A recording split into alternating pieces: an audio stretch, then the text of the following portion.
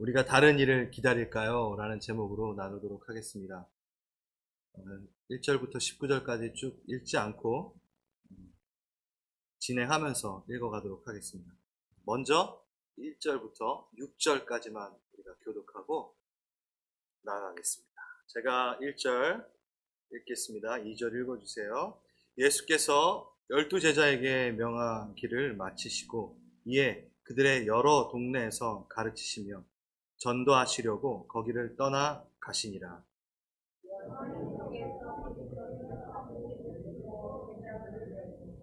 예수께 여짜오되 오실 그이가 당신이오니까 우리가 다른 일을 기다리오리까?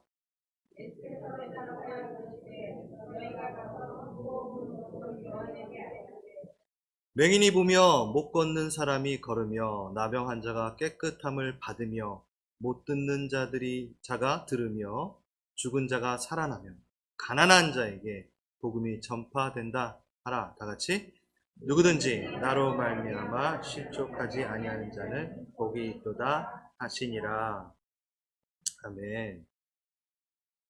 좀 배경을 모른다면 바로 이해가 되지 않는 구절일 수 있습니다. 여러분 세례 요한 잘 아시죠? 마태복음 저희 나가면서 회개하라 천국이 가까이 왔느니라. 예수님의 길을 예비하며 예수님보다 먼저 그 구약의 마지막 선지자로서 담대히 말씀을 선포했던 자입니다. 예수님을 어느 누구보다 잘 알고 있었던 선지자입니다. 그렇죠? 세상 죄를 지고 가는 하나님의 어린 양이로다. 그리고 불과 성령으로 세례를 주시는 분이시다. 그렇게 아주 명확하게 예수님에 대해서 이야기하고 선포하는 자였습니다. 그리고 예수님께서 침례를 받으실 때도 하늘이 열리고 성령이 임하시고 거기에서 하늘에서 또 하나님의 소리가 들리잖아요. 이는 내 기뻐하는 아들이다 라고 하는 그 이야기까지. 그러면서 우리 세례 요한이 또 선포했던 게 하나 있습니다. 기억하실지 모르지만 3장에 가면요, 예수님께서 오셔서 심판하신다. 그래서 추수의 때와 같이 타작마당에서 알곡과 쭉정이를 구분하신다. 이렇게 채를 터시지. 그래서 알곡만 남고 쭉정이는 뭐와 어떻게 하죠? 불에 태우십니다. 심판주에 대해서, 심판하실 것에 대해서, 불로 심판하실 것에 대해서, 하지만 또 성령으로는 구원하실 것에 대해서 그렇게 선포하였습니다. 세례 요한은 거칠 게 없었어요. 예수님도 만났겠다. 그 기다렸던 메시아도 만났겠다. 그래서 당대의 가장 파워풀한, 자, 오늘 이렇게 불편할까요? 이렇게? 네, 좋습니다. 너무 세심하게 신경 써줘. 너무 고마워요. 우리 레이트 사랑해요. 네. 네. 헤롯 왕에게도 거침없이 얘기합니다. 너 부도덕한 짓을 했다. 동생의 아내 헤로디아를 아내로 맞이하고 간음하였다. 막 쓴소리를 합니다. 그래서 어떻게 됐죠? 감옥에 갇혀버렸어요. 그래도 두려울 게 없었습니다. 왜? 메시아가 오셨고 예수님께서 누구를 심판하실 거죠? 죄인들을, 간음한 자들. 그냥 불의 심판으로 쭉정이를 태우듯 심판하실 것을, 당장에 심판하실 것을 세례 요한은 기다리고 있었고, 그런 일이 있으면 또 설마 알아? 옥에서 또 헤롯이 바로 심판을 받으면 본인이 또 옥에서 나올 수도 있겠지 라고 생각할 수 있었던 것 같아요. 근데 아무 소식이 없습니다. 깜깜무소식입니다. 세례 요한의 제자들이 가끔 와서 이 얘기해 줍니다. 예수님의 행적을. 가늠한 자, 죄인들, 창기들, 세리들, 그 당시에 마땅히 쭉정이로 불태워져야 하는 그들과 오히려 어울리고 계십니다. 오히려 그들에게 다가가 손을 내밀고 계십니다. 의인은 찾아가지 않으시고 오히려 죄인을 찾아가시고 그분을 보게 됩니다. 정말 메시아 맞으신가? 의심이 들기 시작합니다. 그리고 제자들의 또 이런 얘기를 합니다. 바리새인들의 입을 빌려서 먹기를 탐하는 자. 제일 첫 번째 사역이 기적이 어디서 있었죠? 예, 가나안 혼인잔치. 예수님 왜 사역 안 하시고 세례요한은 광야에서 메뚜기 먹고 석청 먹고 있었는데 나는 그렇게 열심히 사역했는데 예수님은 오셔가지고 기껏 어떻게 잔치집을 찾아다니시면서 먹기를 탐하는 자라는 소리까지 들으시면서 있는 거지? 정말 메시아 맞아? 라고 생각하게 된 것 같습니다. 너무나 확연하게 너무나 파워풀한 메시지 예수님에 대해서 정확하게 전달을 했지만 이 일련의 과정들 가운데 실망하기 시작합니다. 아니요, 배신감마저 듭니다. 왜냐하면 마태복음 4장인가 3장인가 거기에 어떻게 나와 있냐면 세례요한이 잡히니까 예수님이 어디로 갔냐면 유대도를 떠나 갈릴리 지역으로 가서 사역을 하세요. 그러니까 예수님 세례요한의 입장에서는 도망가신 것 같은 거예요. 나 안 구원해주고 안 구해주고 가신 거예요. 배신감이 밀려왔습니다. 그러면서 좀 더 한 번 더 확인하기 위해서 세례요한은 제자들을 보냅니다. 그게 바로 이 장면이에요. 예수님, 다른 메시아를 저희가 기다려야 합니까? 네. 한마디로 말해서 실망했고 오해일 수도 있지만 세례요한은 어쩌면 이제 좀 일 좀 하시죠. 이제 좀 하시죠. 이제 좀 심판 좀 하시죠. 어쩌면 재촉하듯 예수님의 사역을 정리해보라고 오히려 세례요한은 말했을 것 같습니다. 그때에 예수님이 대답하십니다. 4절 5절 우리가 읽었던 것대로 듣고 보는 것대로 요한에게 가서 제자들아 말해라. 맹인이 보며 못 걷는 사람이 걸으며 나병 환자가 깨끗함을 받으며 못 듣는 자가 들으며 죽은 자가 살아나며 가난한 자에게 복음이 전파된다 하라. 여기서 우리가 그냥 가난한 자하고 그냥 넘어간다면 깊이 묵상할 수 있는 부분이 아닌 것 같은데요. 가난함은 그냥 재정적으로 가난함을 얘기하는 것이 아닙니다. 성경에서는 가난함이 뭐죠? 병든 자, 하나님을 누리지 못하는 자들이었어요. 다 여기 나오는. 맹인은 성전에 들어가지 못했어요. 나병한 자는 성전에 들어가지 못했어요. 듣지 못하는 자는 성전에 들어가지 못했어요. 죽은 자는 성전에 들어가지 못했어요. 한마디로 해서 하나님과 관계를 맺지 못하는 자를 찾아가신 거예요. 죄인을 찾아가신 거예요. 바로 하나님과 저번 주에 했던 것처럼 하나님과의 화평을 이루지 못하는 그 죄인들을 찾아가십니다. 그래서 하나님과 화평케 하는, 그래서 가난한 자는 하나님과 화평하지 못하고 있는 죄인들을 말하는 거죠. 물질적인 분만을 말하는 게 아니라. 그래서 가난한 자를 부욕케 하신다라는 게 그래 그러면 재정적으로 풍부하게 해주시겠네? 이렇게 우리가 생각을 하는 것보단 이 부분이 훨씬 더 바른 이야기입니다. 예수님이 심판주로 분명히 오셨습니다. 근데 심판주로 먼저 다가가지 않으시고, 기억나시죠? 가늠한 여인에게 다가가셨을 때 절차가 있으셨던 우리 예수님. 널 정죄치 않아. 내가 너를 구원할 거야. 하지만 다시는 죄는 짓지 마. 나는 분명한. 그래서 구원주로 오신 예수님을 본인은 이야기하고 있습니다. 물론 우리 복음에는 심판주에 대해서도 얘기해야 됩니다. 기억나시죠? 우리가 심판주에 대해서 얘기를 안 하는 때가 참 많잖아요. 복음을 전할 때도. 왜냐하면 의로운 심판주라는 그 완성된 단어를 안 쓰고 있기 때문이죠. 의로운 심판주. 그냥 심판주가 아니라 아주 공정하고 의롭게 심판하시는 그분도 당연히 전해야 되지만 예수님은 지금 가난한 자, 그러니까 화평하지 않은 자에게 먼저 오셔서 그들을 살리시고 계십니다. 그러면서 6절 누구든지 나로 말미암아 실족하지 아니하는 자는 복이 있도다. 그렇게 정의를 내리십니다. 자, 이게 무슨 얘기인가요? 이러한 예수님을 받아들이지 않고 인정하지 않으면 뭐가 된다? 실족하게 된다라는 얘기입니다. 여러분, 실족한다라는 단어, 그렇죠? 우리 성경에서 많이 봤죠? 스칸달리조라는 헬라어입니다. 길 가는 도중에 무엇에 부딪혀 넘어지다. 걸려 비틀어 넘어지다. 비틀거리며 넘어지다. 그냥 길이었는데 걸려서 넘어지는 거예요. 뭔가의 장애물에 부딪혀 넘어지는 거예요. 그게 바로 실족하다라는 그 뜻을 품고 있습니다. 그런데 누구로 인해 실족하게 된다고요? 예수님으로 인해 실족한다는 거예요.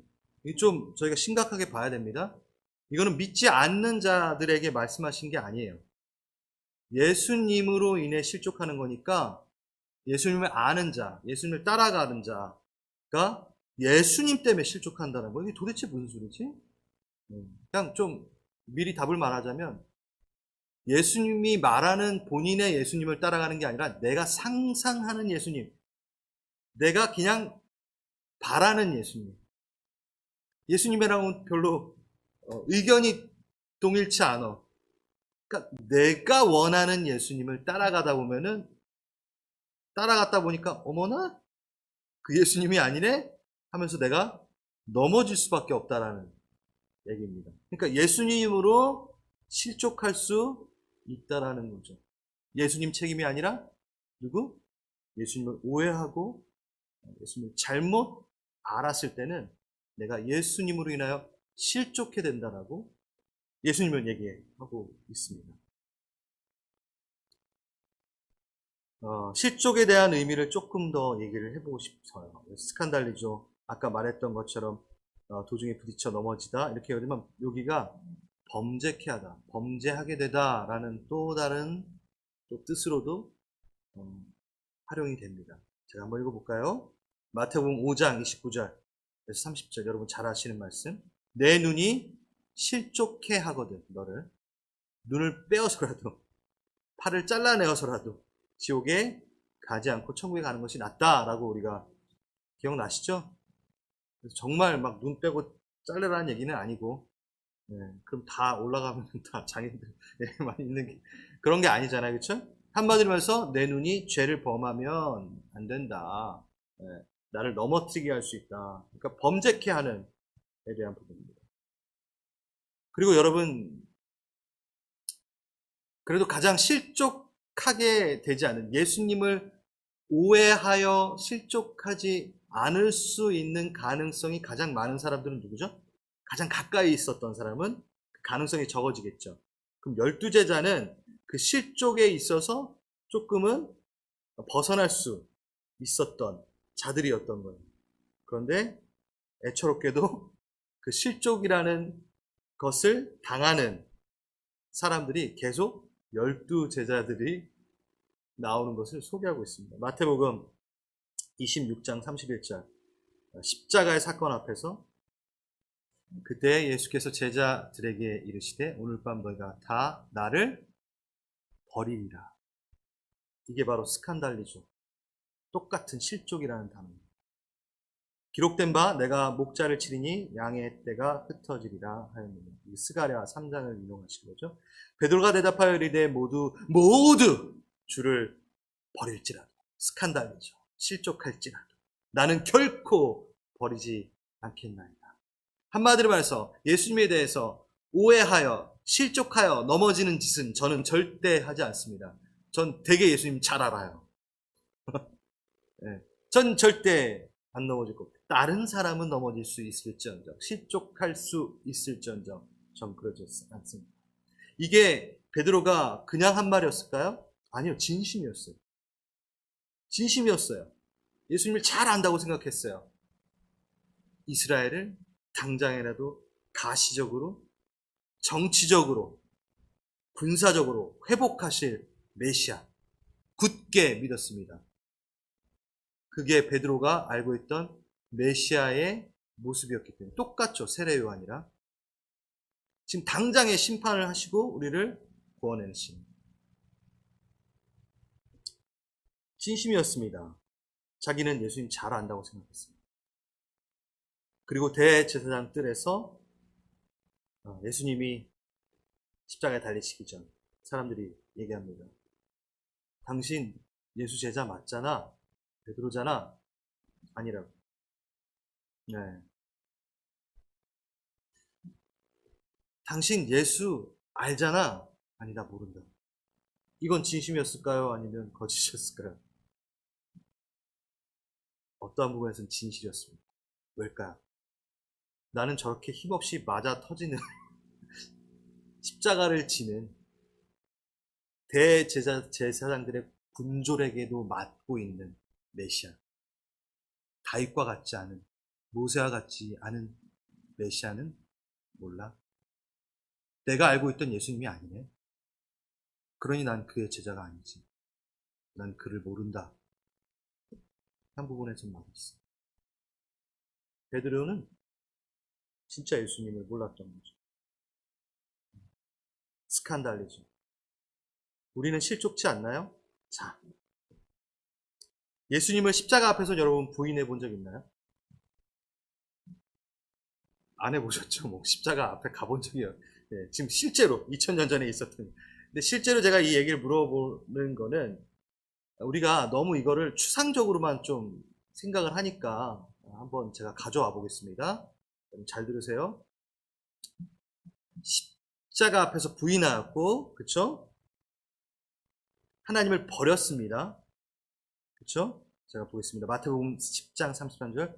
누구든지 사람 앞에서 나를 부인하면 나도 하늘에 계신 아버지 앞에서 저를 부인하리라. 네.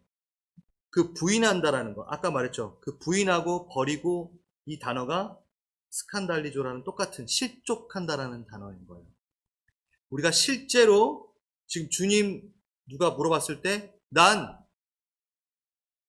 예수님을 부인해 라고 하지 않더라도 내가 실족하면 이 스칸달리조 이 뜻과 동일하고 이 똑같은 모습이라고 지금 저는 얘기하고 있는 겁니다. 그러면 저 때까지 말했던 게 뭐죠? 예수님을 오해하고 있으면 내 바램대로 예수님이 움직여주지 않으면 나는 뭘 한 거죠? 실족한 거죠?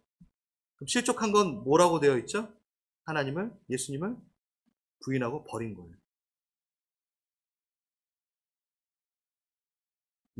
제가 이해를 잘 끄떡해 주셔서 감사합니다. 주님을 부인하고 버리고를 예수님으로 말미암아 실족한 거랑 동일하게 취급하고 있다고요. 네, 예수님으로 인하여 실족한 것. 다르게 취급하고 있지 않습니다. 한마디로 말해서 내가 바라는 것을 당장 손에 쥐어주지 않으면 예수님을 오해하고 실망하고 배신감을 느끼면 세례요한처럼 어떻게 된 거라고요? 실족해 된 거예요. 그러면 그 순간 나는 뭘 한 거죠? 진짜 예수님을 버린 거죠. 나는 다른 예수님을 찾고 있는 거니까. 그래서 우리는 실족하게 된다라는 이 단어를 우리는 어떻게 묵상할 수 있냐면 내가 십자가 앞에서 진짜 예수님을 부인합니다. 나는 그 예수님 원하지 않아. 지금 당장에 내려와서 여러분 이스라엘 군중들이 어떻게 했죠? 내려오라 그랬잖아요. 그 위에서 그러지 말고 메시아 당장 내려와서 우리 이 고달픈 삶을 로마의 압제에서 구해내주면 메시아라고 할게. 지금 당장에 내 주머니에 두둑하게 돈을 채워주면 그렇게 제가 좀 과하게 얘기한 거지만 맞았어요. 그들의 삶이 곤고했어요. 로마에 바치는 세금이 엄청났습니다. 풍요로움, 모세, 다윗, 솔로몬의 시대 다시 찾고 싶었어요. 그러니 이스라엘 백성들은 당장 내려와서 지금 내 앞에 있는 이슈들을 해결해야지 메시아지. 왜 엄하게 지금 거기 올라가서 죽고 있어? 내려와. 그럼 내가 내려와서 내 것을 당장 해결해주면 메시아로 인정해줄게 라고 십자가 아래에서 떠든 거예요. 십자가 앞에서 뭐 한 거죠? 부인한 거죠. 예수님을 버린 거죠. 우리도 동일합니다. 내 삶에 뭔가 빨리 해결이 되지 않고 뭔가 내 삶에 있어서 충족이 되고 풍요로움이 없을 땐 너무 쉽게 우리는 실족한다? 네, 좀 더 자세히 말하면 예수를 버리고 있는 거죠. 부인하고 있는 거죠. 예수님 십자가 앞에서, 여러분은 예수님의 십자가 앞에서 예수님을 부인해 본 적 있습니까? 다시 물어보겠습니다. 날마다 신실하게 부인하고 있습니다, 우리들. 너무 쉽게 부인하고 있습니다.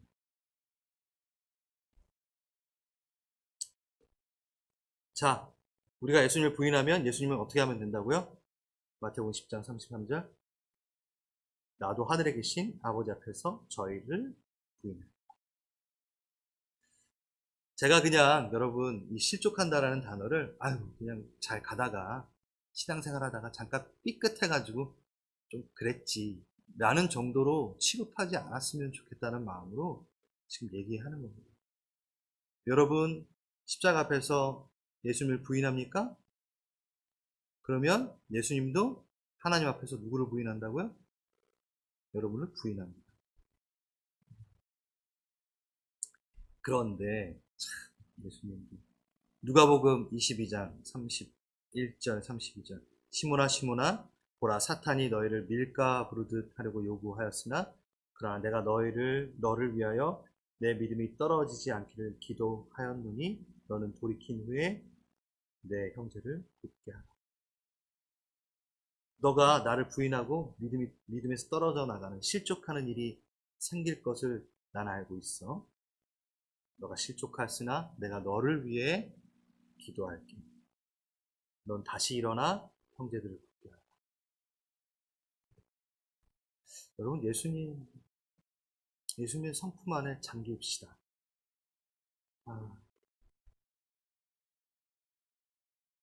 감사가 나오지 않나요? 너무 쉽게 주님을 오해하고 왜 이거 안 해주세요? 왜 이렇게 안 하셨어요?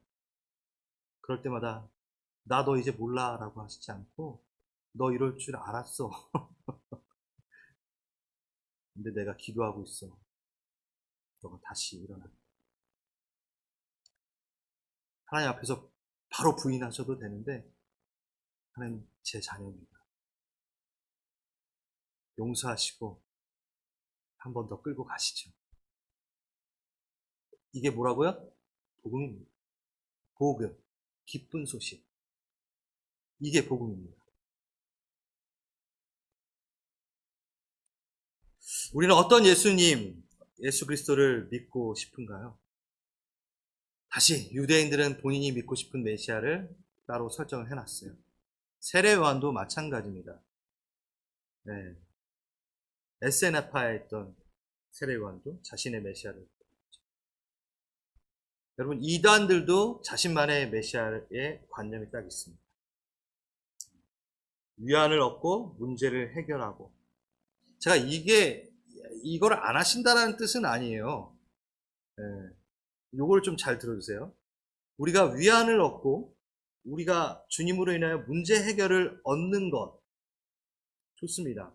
그런데 내가 잘 들어주세요. 내가 위안을 얻고 내 문제를 해결하기 위해서 예수님을 찾아가는 것 그게 어때라고 하실 수 있지만 그것만 된다면 잘 들으세요. 3번 얘기했습니다. 제가 잘 들으세요를 내가 위안을 얻고 문제를 해결하기 위해서 주님을 찾아가는 것만을 하게 된다면 어떤 일이 일어나면 그 위안을 얻고 문제가 해결이 되어지고 위로를 얻게 되었을 때 그 목적이 이루어졌을 때 뭐가 목적이 이루어졌죠?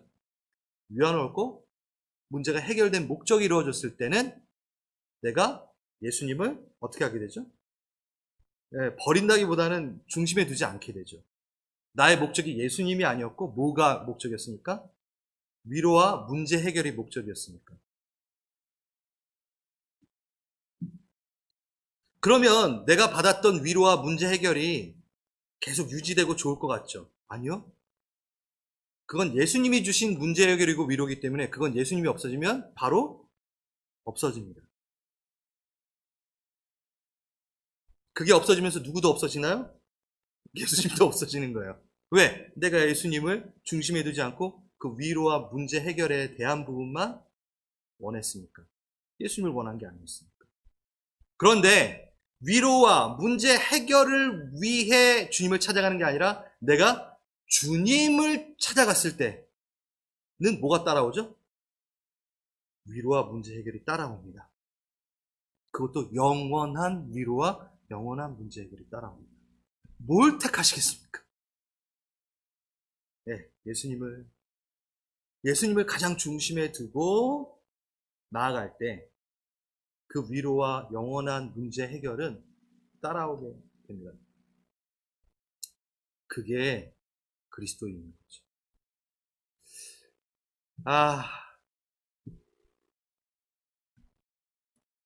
저희 갈보리 채플 토론토 저희 예배를 여러분 정말 열방에서 듣고 있는 거 아시나요? 자랑하려고 하는 건 아니지만 너무 감사해요. 그래서 한국에서도 지금 예배에 참여하시는 분 있고 미국에서도 되게 많이 참여하십니다. 제가 좀 이렇게 사역을 다니면서 아셨던 분들이 저희 교회 예배를 드리세요. 감사하게도 저희 교회 헌금까지 하십니다. 그냥 아주 저희 교회 예배를 드리신 분들이 많아요. 왜냐면 조회수 보면은 예배에 저희가 몇 명 안 되는데 몇 명 안 되는 많죠 저희. 예. 그 자매가 어떤 자매가 있어요. 제가 그 자매도 지금 보기 때문에 그 이름을 확실하게 제가 얘기하고 지금 좀 못할 것 같은데 되게 큰 병에 걸렸어요. 되게 아픈 진짜 네, 그 불치병이라고 얘기할 수 있는 병에 걸리게 됐습니다. 낫기를 원했습니다. 낫지를 않았어요.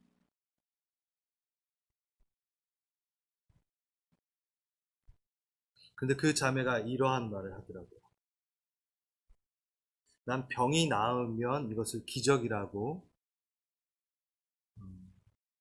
생각했고 그렇게 기도를 해왔는데 내 병이 낫지 않은데 내 병이 낫지 않았는데도 내가 예수님을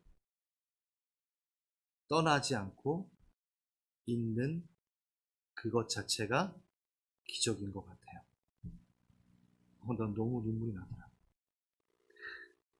내가 원하는 것이 손에 쥐어지지 않았는데 기적이 일어나지 않았는데 그 기적이 일어나지 않았는데도 나를 붙드시고 계시는 주님의 손길, 믿음에서 실족해 되면서 손을 놓고 떨어져 나가지 않도록 기도해 주시는 믿음이 떨어지지 않기를 기도하였노라.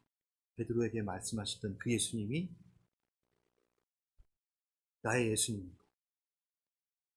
그게 기적인 것 같아요. 어떻게 나는 분명히 이 병이 낫지 않고 이 문제가 해결되지 않으면 예수님을 원망하고 버릴 줄 알았는데 원망하고 버리지 않고 오히려 주님과 더 친해졌어요. 더 친밀해졌어요. 기적이에요.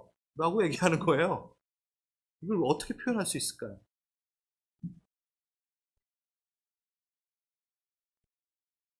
지금 여태까지 말했던 게 그겁니다. 나를 붙들으신 주님의 손길이, 그래서 내가 주님을 떠나지 않도록 붙들고 계신 주님의 사랑이 진짜 기적입니다. 그래서 6절에 이렇게 하겠습니다. 그런 자는 복이 있도다. 성경의 복은 뭘까요? 너무 잘 아시네. 주님의 성품. 또 하나, 복, 창세기에 아바트. 되게 많이 해가지고 여러분들 탁탁탁. 이거는 신이 인간에게 쓸 수 있는 단어가 아니에요. 무릎을 꿇다. 최고의 존중을 찬양을 하다. 그게 바로 아바트라는 단어거든요. 근데 그것을 어떻게 하시죠? 하나님이 아담과 하와에게 복을 주십니다. 하나님이 인간에게 복을 주시며 할 때 이 단어를 씁니다. 아바트. 무릎을 꿇다. 그래서 하나님이 인간에게 복종했다는 뜻이 아니라 내가 우리 하엘이를 사랑할 때 어떻게 하죠? 안겨, 나한테 안겨 이렇게 서서 안 하잖아요. 무릎 꿇고 받아주고 사랑, 표현, 존중의 표현. 여러분, 이렇게 실족지 않은 자는 제대로 된 하나님, 제대로 된 예수님, 오해하지 않고 여러분 예수님을 따라갈 때 진짜 예수님의 복을 누리시게 됩니다. 바로 영적 침체에서 벗어날 수 있게 되는 거죠. 제가 영적 침체에 대해서 좀 얘기를 나누겠습니다. 예수님에 대한 오해, 실족해 됨은 뭘 낳게 하냐면 영적 침체를 낳게 합니다. 왜일까요? 세례 요한도 잠시의 영적 침체가 온 것 같아요. 참 대단한 자였습니다. 예수님을 너무나 잘 아는 자였습니다. 하지만 사람은 누구나 일시적으로 영적 침체에 빠질 수 있음을 오늘 성경은 얘기하고 보여주고 있습니다. 왜냐하면 연약한 인성과 육체를 입고 있기 때문입니다. 바알과 아세라 선지자 850명과 영적 전쟁에서 승리한 엘리야도 영적 침체를 가졌고 다윗도 동일했죠. 이 영적 침체를 벗어나는 방법 궁금하지 않나요? 영적 침체를 벗어나는 난 영적 침체를 경험한 적이 없어서 모르겠는데 이러지 마시고 지금 세례요한이 영적인 침체 뭐죠? 예수님을 오해하는 순간 자신만의 예수님을 만들어가고 싶은 순간 영적인 침체를 겪게 됩니다. 여러분 한 번도 안 하신 것처럼 그렇게 하지 마시고 이 영적 침체에 있을 때 어떻게 벗어날 수 있게 되냐 되게 당연하죠? 예수님에 대한 오해가 없어지면 영적 침체가 없어지겠죠. 그겁니다. 뭐냐면 세례요한이 뭐 했냐면요. 뭔가 오해가 있고 뭔가 아니다 싶었는데 누구에게 찾아가죠? 예수님에게 찾아가게 됩니다. 예수님에게 듣게 됩니다. 자, 우리는 어떠한 영적 침체, 그러니까 하나님에 대한 오해가 있고 교회에 대한 오해가 있고 심지어 인간관계 가운데서 누구에게 오해가 있으면 그 사람을 찾아가지 않고 그 옆에 사람을 찾아가서 가십을 하고 그래서 자신들이 위로받기를 원하는 거죠. 똑같습니다. 자, 우리 예수님에 대한 오해가 많이 있을 수 있습니다. 교회에 대한 오해가 있을 수 있습니다. 그러면 그 교회와 예수님을 싫어하는 사람을 찾아가서 그 오해를 해결하라고 합니다. 못해요. 해결 못해요. 무슨 얘기냐? 여러분 영적인 침체가 오고 예수님에 대한 뭔가 아리송한 게 계신다. 그럼 예수님한테 가세요. 무릎 꿇고 말씀 펴들고 주님 가르쳐주세요. 저를 이해시켜주세요. 주님 저를 다시 만나주세요. 저 도저히 이해가 안 됩니다. 왜 내 삶에 이런 일이 일어나죠? 하면서 예수님을 잘라내지 마시고 예수님께 더 가십시오. 그럼 그 영적 침체에서 벗어나게 됩니다. 너무나 당연한 얘기를. 근데 우리 그 당연한 걸 안 하잖아요. 영적 침체를 꽤 맛보잖아요. 꽤 오랫동안 기도하지 않고 계속 주님 삐졌다고 말하고 있고. 또 하나 있습니다. 침체를 벗어나는 두 번째 방법. 세례 요한을 칭찬하시는 부분에서 우리는 힌트를 얻을 수 있습니다. 이 대목이 나오고 7절에서부터 10절, 11절까지 세례 요한에 대해서 예수님이 쫙 얘기해요. 그렇게 자신을 오해했던 세례 요한에 대해서 괜찮은 선지자야 라고 얘기하고 계세요.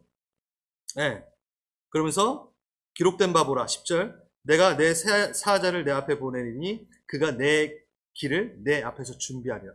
내 길을 준비한 정말 괜찮은 선지자. 어떤 선지자보다 더 나은 선지자야. 그러면서 11절 여자가 낳은 자 중에 세례 요한보다 큰 이가 일어남이 없도다.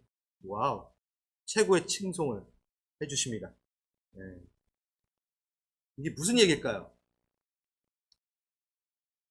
세례 요한은 뭘 갖고 있었죠? 사명을 갖고 있었어요. 사명을 가진 자는 영적 침체에서 빠르게 일어날 수 있습니다. 이걸 조금 잘못이 아니라 좀 더 자세하게 표현한다면 저는 삶에 여러분은 하늘과 잇따져 있는 삶의 고차를 통해 설정해 놓은 사명이 있으십니까? 자, 다시. 내 이 땅의 삶을 살면서 하늘과 바로 연결되는 하늘의 가치관을 탁 연결하기 위해서 삶을 막 돌이켜보고 어떻게 목표를 잡을까 하는 그 고민과 그런 것들이 우리에게 있습니까? 그것이 사명이라고 얘기하는 거예요. 여러분, 사명은 계속해서 동영상처럼 변경될 수 있습니다. 여러분의 때에 따라서. 그럼 여러분의 지금 사명은 무엇인가요? 여러분 사명이 있어야지 영적 침체에서 빨리 벗어날 수 있다고 말씀. 사명이라고 하니까 너무 여러분이 버거워할까봐 제가 이렇게 자꾸 얘기하는 거예요. 네. 뭐라고? 지금 세례 요한이 뭐 했죠? 예수님의 길을 예비했어요. 좀 쉽게 풀어봅시다. 다시. 예수님의 길을 예비했어요. 우리는 재림을 준비할 수 있는 자입니다. 예수님 다시 오심을 이제 준비하죠. 세례 요한, 제2의 세례 요한이 돼야 되잖아요. 그렇죠? 네. 그걸 갖고 있는 자는 영적 침체에서 벗어날 수 있어요. 그럼 여러분 재림을 위해서, 예수님의 재림을 위해서 여러분 뭘 하실래요? 계획을 세워보시라는 겁니다. 그래서 목사가 되겠다, 선교사가 되겠다. 아니요, 좀 늦으신 것 같아요. 나이가 드시고. 네. 젊으신 분 다시 또 하셔도 돼요. 그러니까 자신의 형편에 맞게 자신의 주신 자신의 예배 자리에 맞게 한번 계획을 해보시라는 거예요. 전 되게 구체적으로 좀 가져갔으면 좋겠다는 거예요. 그냥 붕 떠서 가져가지 마시고. 첫 번째, 저번 주에 제가 뭐 해보라고 하셨죠? 뭘 준비해보라고 하셨죠? 변증을 한번 준비해보시라고요. 유튜브 딴 거 찾지 마시고 한번 또 보세요. 그러니까 계획을 한번, 내 집을 늘려야지. 좀 있으면 한 몇 년 지나면 차를 바꿔야지. 다 계획하시잖아요. 계획 안 하시네? 네, 계획하시잖아요, 뭔가를. 그거와 마찬가지로 예수님의 재림을 위해 한번 계획해서 준비를 해보시라는 거예요. 큰 거 아니어도 됩니다. 하늘과 잇따여져 있는 그 가치관을 갖고 하나하나씩 계획해 보세요. 나 요번에 구약을 한 번 더 공부해보자. 잇따졌잖아요. 그런 걸 계획하시고. 지금 우리 선교지 못 갑니다? 그럼 어떻게 하면 되나요? 내가 가고 싶은 선교지에 대해서 비행기 값을 모으시면 되겠죠.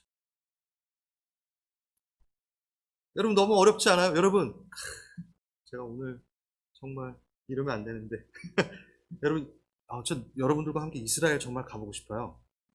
이스라엘이라는 땅을 우리가 그냥 저기 예수님 다녔던 구경하는 것만으로 생각하는데 아니에요. 거기에 있는 자들에게 복음을 전할 수 있는 기회를 우리가 또 가질 수 있는 거예요. 노방 찬양하면서도 할 수 있어요. 선교하러 가야죠, 당연히. 네. 근데 그런 생각이 들더라고요. 제가 이제 여러분들하고 오랫동안 이제 신앙 생활을 하면서 제가 몇 번을 이스라엘 갔다 오면서 그런 생각이 들어요. 우리 정말 성도님들 진짜 꼭 같이 한번 꼭 가고 싶다라는 생각이 정말 사랑하니까. 네. 거짓말인 것 같으세요? 그래서 하루는 이렇게 있는데 이렇게 제가 천국에 이렇게 갔을 때 그런 느낌이 전 좀 그런 상상을 많이 하거든요. 예수님이랑 막 대화하는데 야 너만 그 이스라엘 혼자 왔다 갔다 하고 말이야. 그 옆에 사람들 좀 데려가지. 뭐 이런 걸 듣지 않을까? 진짜 실제로? 네. 여러분은 어떠실 것 같아요? 여러분은 또 딱, 그래, 잘 왔다. 아들아, 딸아, 수고했다. 그래. 너는 세상에서 어디를 좀 다녀봤니? 저는 칸쿤, 하와이. 그래도 내가 살던 동네를 한번 갔다 왔겠지. 아니요. 저는 그냥 리조트만 돌아다녔는데요. 얼마나 창피합니까? 그냥 좀 재밌게 얘기를 했는데, 너는 나를 위해 복음을 전하는 선교지는 한번 갔다 와봤니?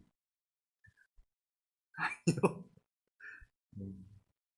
시간만 나면 돈 모아서 놀러 다녔는데. 아니잖아. 자, 기회입니다. 지금 못 다닙니다. 그러니까 재정이 어느 정도 축적할 수 있는 게 있어요. 뭘 위해?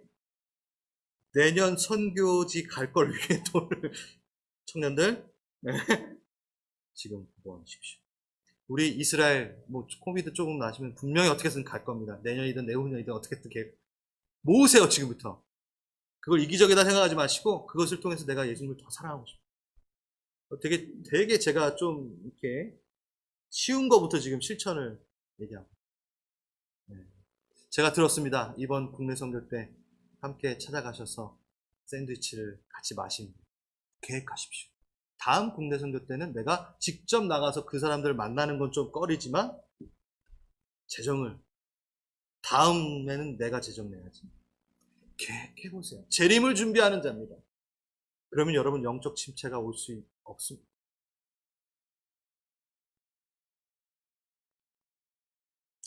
하실 수 있어요.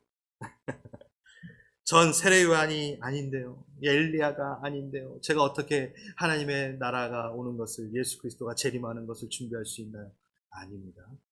여러분, 척스미 속사님이 되게 재밌게 이 파트에서 요 하나를 얘기했는데 11절에 보면요. 여자가 낳은 자 중에 세례요한보다 큰 이가 일어남이 없도다. 그러나 천국에서는 극히 작은 자라도 저보다 크니라. 이게 무슨 소린가요? 다시 세례요한 막 이렇게 붐업시키는 이렇게 칭찬을 막 하셨어요. 그런데 그러나 천국에서는 극히 작은 자라도 이 세례요한보다 크니라. 이렇게 얘기하시는 게 뭐야? 그런데 여러분 이게 포인트가 있습니다. 세례요한이라는 딱 그 뭐랄까 이 시점이 있어요. 세례요한은 뭐죠? 구약의 마지막 선지자입니다. 예수 그리스도가 오셔서 이 땅 가운데 십자가의 그 사역을 하시기 전의 사람으로 구분이 돼요. 항상 성경에서. 그럼 이건 무슨 얘기냐면 세례요한보다 우리가 낫다 막 이 얘기보다는 구약의 시대의 사람들보다 우리가 예수 그리스도로 말미암아 우리가 누리는 게 있죠. 그 십자가로 말미암아 성령이 내주하심이라는 강력하고 파워풀하고 너무나 친밀한 그 사건을 누립니다. 그러니 구약의 시대의 사람보다 우리는 더 친밀함을 많이 누린다. 그러니까 천국에서보다 더 큰 자와 같이 여러분들이 취급받는다라고 얘기하는 거예요. 얼마나 기쁩니까? 여러분 아브라함, 다윗, 모세 너무 부러워하지 마십시오. 그들보다 하나님이랑 더 친밀할 수 있는 것이 주어진 우리입니다. 네, 예수 그리스도의 십자가 그 성령으로 말미암아 세례요한, 엘리야보다 더 주님의 재림을 실질적으로 준비할 수 있는 자. 순간순간, 매 순간 우리 성령님을 통하여 주님과 함께 있잖아요. 구약의 시대 사람들은 아주 간헐적으로 하나님을 만났어요. 네, 오늘은 여기까지 해야 될 것 같아요. 시간이 천국은 침노를 당하나니 되게 중요한 부분은 다음 주에 하겠습니다. 제가 우리 다 함께 일어나셔서 이 부분을 좀 기도했으면 좋겠습니다.